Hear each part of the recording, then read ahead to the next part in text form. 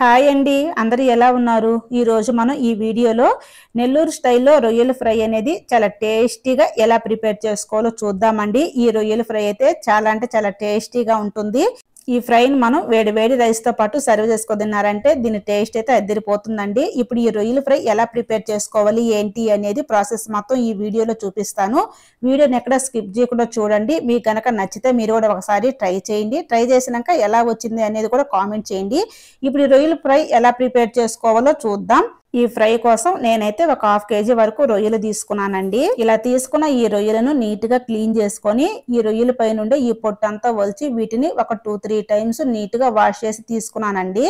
మనం రొయ్యలను పొట్టుతో పాటు తీసుకుంటే కర్రీ అనేది అంత టేస్టీగా ఉండదు. అందుకని చెప్పేసి ఈ రొయ్యల పై నుండి పొట్టంతా మనం వలిచేసుకోవాలి. ఈ రొయ్యల పై నుండి పొట్టు ఈజీగా వలుచుకోవాలి అంటే ఈ రొయ్యల్లో మనము హాట్ వాటర్ పోసి ఒక 2 నిమిషాల పాటు పక్కన పెట్టుకున్నాము అంటే ఈ రొయ్యల పై నుండి పొట్టంతా మనం ఈజీగా వలుచుకోవచ్చండి.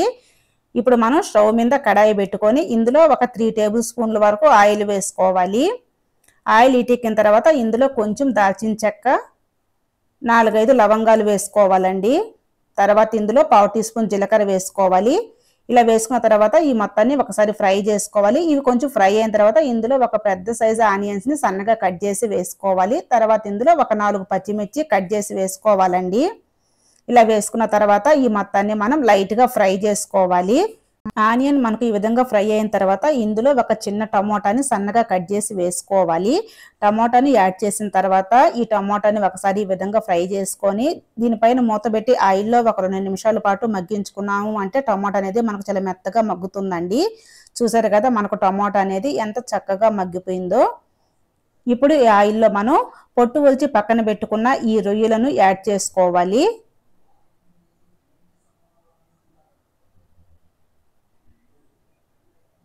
ఈ రొయ్యలను మనం ఈ విధంగా యాడ్ చేసిన తర్వాత ఇందులో 1 tablespoon salt, 1/2 teaspoon పసుపు,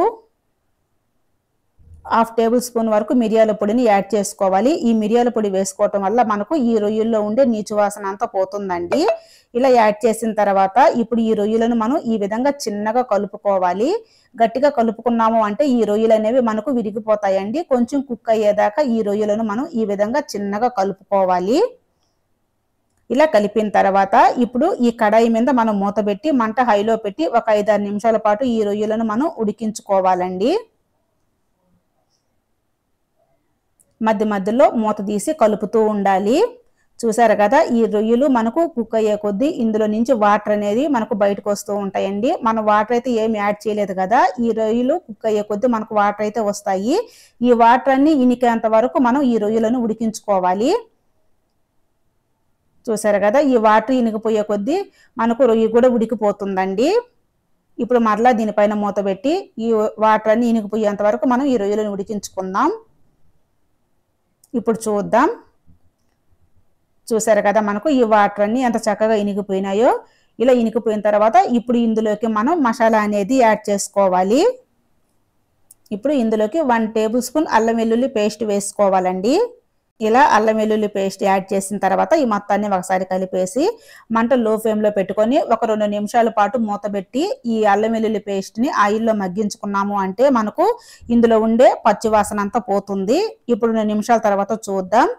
చూసారు కదా మనకు అల్లం వెల్లుల్లి పేస్ట్ కూడా బాగా మగ్గిపోయిందండి. ఇప్పుడు ఇందులో మిగిలిన మసాలా వేసుకుందాం. ఇందులో 1.5 టేబుల్ స్పూన్ వరకు ధనియా powder, 1/2 tablespoon garam masala powder, 1/2 tablespoon chicken masala powder add చేసుకోవాలి. తర్వాత ఇందులో 1.5 టేబుల్ స్పూన్ వరకు రెడ్ చిల్లీ పౌడర్ అనేది యాడ్ చేసుకోవాలండి. ఇవన్నీ యాడ్ చేసిన తర్వాత మరొకసారి ఈ మొత్తాన్ని బాగా కలిపేసుకుందాం. ఇలా కలిపిన తర్వాత మనం మంట లో ఫ్లేమ్ లో పెట్టుకొని మరొక 2-3 నిమిషాల పాటు ఈ కర్రీని బాగా కుక్ చేసుకుందామండి. ఇప్పుడు చూద్దాం. చూసారు కదా ఈ ఫ్రై అనేది మనకు బాగా కుక్ అయిపోయిందండి. ఇప్పుడు ఇందులో సన్నగా తరిగి పెట్టుకున్న కొత్తిమీరని యాడ్ చేసేసుకొని మరొకసారి ఈ మొత్తాన్ని కలిపేసుకొని మనం స్టవ్ ఆపేసుకుందాం.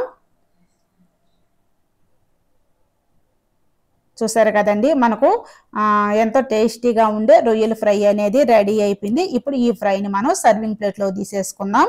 ఇప్పుడు మరొక ప్లేట్ తీసుకొని ఈ ఫ్రై మొత్తాన్ని కూడా మనం ఈ ప్లేట్ లోకి యాడ్ చేసుకుందాం. చూసారు కదండి ఎంతో టేస్టీగా ఉండే రొయ్యల ఫ్రైని చాలా ఈజీగా ఎలా ప్రిపేర్ చేసుకోవాలో. మీరు కూడా మర్చిపోకుండా ఒకసారి ట్రై చేయండి. ఇలా మొత్తం ఫ్రైని ఈ ప్లేట్లోకి యాడ్ చేసుకున్న తర్వాత కొంచెం కొత్తిమీరతో గార్నిష్ చేసుకున్నారంటే ఎంతో టేస్టీగా ఉండే నెల్లూరు స్టైల్ రొయ్యల ఫ్రై అనేది రెడీ అయిపోయినట్లే. మీరు కూడా ఒకసారి తప్పకుండా ట్రై చేయండి. ట్రై చేసి ఎలా వచ్చింది ఏంటి అనేది కూడా కామెంట్ చేయండి. అంతేకాకుండా ఈ వీడియో మీకు నచ్చినట్లయితే ఒక చిన్న లైక్ చేసి అలానే మన ఛానల్ కూడా తప్పకుండా సబ్స్క్రైబ్ చేసుకోండి. Thank you for watching. Bye.